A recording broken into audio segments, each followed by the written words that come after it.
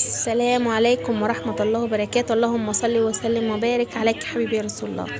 يلا بقى اعملي في البيت كده الكريب ووفري وغذي عيالك واعملي حاجة كتيرة كتيرة خالص وهياكلوا ويشبعوا، بدل الكريباية ام 20 و30 جنيه وما بيشبعوش، ما انتش عارفة يعني مضمونها ايه ونظافتها ايه. ادي معانا عيش سياحي، مشيها عيش سياحي كده، كنت بعملها في عيش بلدي عادي. وادي معايا الفراخ متتبلاها بقى تتبيله روعه.